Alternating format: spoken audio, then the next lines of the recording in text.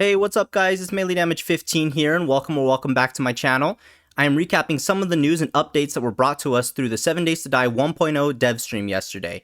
I hope you're excited because we have some really exciting news to unpack, so let's get into it. Before I dive into the news, I just want to say if you find yourself enjoying this video at any point, please hit that subscribe button and like the video, as well as leave me a comment about your favorite update. I'm trying to hit 300 subscribers by the end of June, so help me get there. Thanks! So yesterday for you guys, there was a dev stream on Twitch by the creators and devs of 7 Days to Die. We had Lathan, Rick, and Joel talking about some of the updates that are coming this month. We also got a little bit of gameplay and a Q&A at the end, which was super nice, and I'll show you a few of the clips here in a bit. I do want to say that they had some technical difficulties with their stream, so they will be doing another stream next week, so stay tuned for more news next week as well. Currently, I am recording this right after the stream, so as of right now, they have not posted the stream, but if and when they do, I will have a link in my description of this video so you can watch the whole thing yourself. Alright, so the first thing they talked about was characters and clothing. There has been a complete graphical overhaul with character design and clothing. As you can see here, you can edit your gender, skin color, face, eyes, hairstyle, hair color, and then in males, mustache, chops, and beard. And I just have to say, I was shocked at how good it looked. I mean, look at this simple animation of the character simply breathing and blinking. It honestly looked fantastic. They talked a little bit about character AI, and when playing with a friend, when you are close to each other, you will notice that your friend's character will actually look your direction and gaze around at the animals and zombies, etc. Now, as far as clothing has been restricted to 4 slots now. Those are outfit, helmet, gloves, and boots. Now, there are a total of 16 different outfit sets. These are further split into categories: primitive, light, medium, and heavy. There is 1 primitive set, 5 light armor sets, 6 medium armor sets, and 4 heavy armor sets. This means there are 64 total armor pieces that you can mix and match.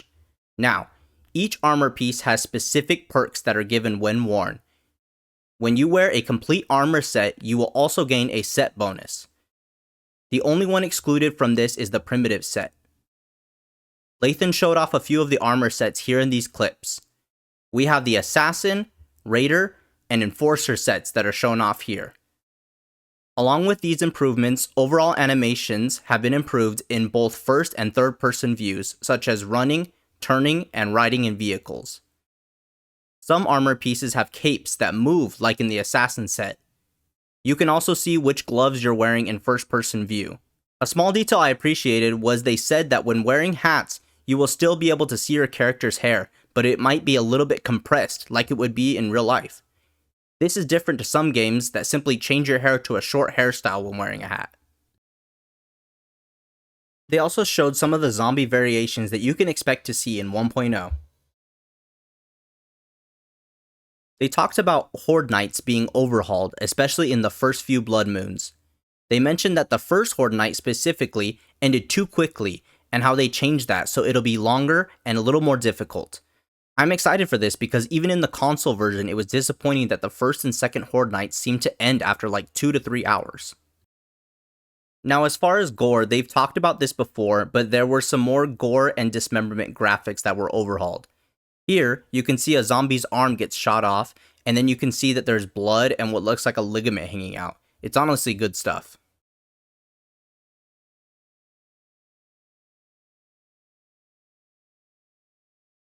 Now, as far as traders, the trader rewards were fixed and rebalanced. Basically, it's a bit of a nerf, so you don't jump up from a tier 1 stone spear to a tier 4 steel spear. Obviously, that's an exaggeration, but basically they wanted to make the progression slow down a bit so that the meta wouldn't always be how many trader quests you can do per day. To me, this is perfect because in watching most PC players, this was the meta, and it's what most people did because it didn't make sense to go out of your way to find all the books to increase your specific weapon if you could eventually just get a really good weapon from the trader. Now, this one is probably my favorite update so far, but they've added something called the challenge system. They showed a little bit of this, and I love the revamped system. Out goes the old journal system, and let's all welcome the new challenge system. This will be the new tutorial, and it's more interactive and rewarding. You will get rewards for completing each task, as well as a reward for completing each tier. The very first tier is super basic, where you'll craft an axe, primitive armor, etc. And some of the other tiers go into teaching you how to farm, survive, craft, traders and questing, as well as harvesting. Honestly, again, this is probably my favorite update because I think it'll help new players as well as current console players adjust to 1.0. Now, there was an update to storage chests. The storage chests actually have an upgrade system that makes sense now.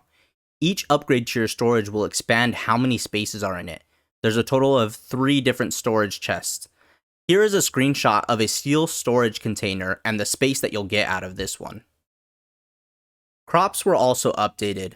I said in my last update video that I wasn't sure if they were adding new crops or if it was just visual update. They said in here that it's just visual. There are no new crops added to the game. But look at the cotton here. It looks so cool. The last thing I want to note before jumping into the Q&A was that there is still not an official date yet. I think personally, Rick wanted to give a bit more info on this, like maybe a ballpark range, but Lathan stopped him, and honestly, I totally get it. They don't want to 100% promise something and then change it and have more people get mad.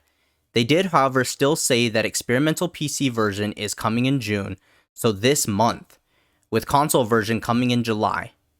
They mentioned stable might look a little bit more like July or end of June, which means console is probably looking like the end of July. Now, with that being said, they said that this is still looking good and that they haven't had any issues yet, but like always, if some kind of show-stopping bug arises or Microsoft or Sony give them any kind of trouble, that these rough dates could change. But right now, they're looking good. Now let's get into the Q&A.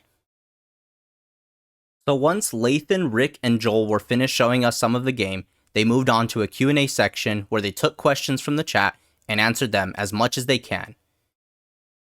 So, here they are. Can you craft from your storage box? No, you cannot. How have vehicles been changed? Vehicles now have visible mods, meaning you can see the mods that you add to your vehicles visibly now. They also said that the 4x4 seats 4 normally, which can be expanded to 6. The motorcycle can seat 1, which can be expanded to 2, and the gyrocopter will now seat 2 normally. They are planning to show the vehicles in the next dev stream. What is happening with cigars and glasses? These are being replaced with mods that will be added to headgear, and I am assuming this is the same for any other wearable piece that had some sort of perk. It will simply be an armor mod now. Are there still pocket mods for storage with the limited armor pieces? Yes, you will have the ability to add up to 2 different pocket mods onto a single armor piece, if you'd like. For example, a triple pocket mod and a double pocket mod on your outfit slot. Can you pick up storage boxes and move them? No, they will have to be destroyed. You can only move the different workstations. What's going on with the dew collectors? Dew collectors have been revamped. You no longer will need a purifier to craft one, but now it'll only give you murky or dirty water. There will be mod slots to add a purifier so that you can get clean water. There are also mod slots like a tarp to increase production speed, as well as a storage mod so that you can hold more water overall. This will max out at 6 waters per dew collector, so no more will you have to craft 4 to 6 dew collectors to keep up your supply. With the challenge system, if you are playing with a friend, will doing a challenge with one player count for both? This will only be for non-craftable challenges. So for example, if you need to craft an axe, you both will have to do that. But for something like killing a zombie or an animal, it'll count for both of you. Will the lore that's been given to us so far be added into the game? Yes. There will be more dialogue about the Duke and the overall apocalypse in the game added to add a more immersive experience. Personally, I think that even more will be added once they add the story mode to the game, and they said that they're going to talk a little bit more about lore in the next stream. Can you have multiple people access the same storage box at the same time? No, and this is due to potentially avoid duplication glitches being in the game that they don't want. Will the Burnt Forest be added back into the game? Yes, it is back in Navezgane and Random Gen. Will you have to make a new save file or world when 1.0 is updated? Yes, as there is new content added into the game, and if you want to completely capitalize on all the new updates, you should create a new world. Will the game be added as a pre-order for consoles? They weren't sure about pre-order, but they are working on adding it at least as a wishlist option for Xbox and PlayStation soon. Will there be split screen? This has been answered before, and the answer is no, there will not be split screen. Will there be any lockpicking updates? No, none have been added. What's happening with the discount for legacy console owners? They are still working on it. They said that it's a bit difficult because Telltale are still the owners of the current console version, and they're having a little bit of difficulties because it technically isn't the same game that they own now, but they're still working to get that discount if they can. Will the game continue to get updates post 1.0? Yes, they reference the roadmap updates as a start on that. Have eating and drinking animations been updated? This will not be changed at 1.0 launch, but they are working on fixing that and updating it so that the drinking and eating animations are better and more diverse. Are there a lot more POIs added to the game? Yes, there have been roughly 75 new POIs created that will be added to the game. They said that they will go over POIs a little bit more in the next dev stream. With more POIs being added, will cities be bigger?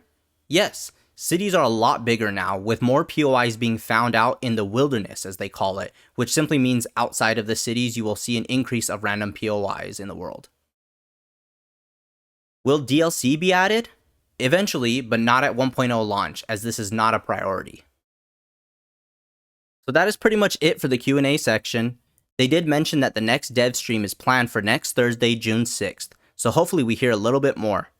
I'm hoping that we'll hear when the streamer weekend is exactly, so we have a better time frame on when the game will be released.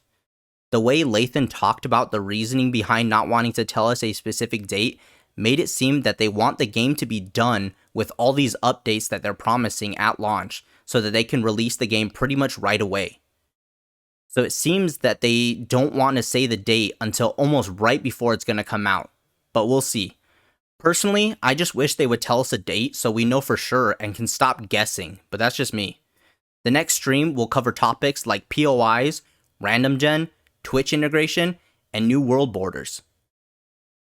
Anyways guys, thank you so much for watching my video. I hope you guys are getting as excited as I am. Smash that like button and let me know your thoughts about the things that we talked about today.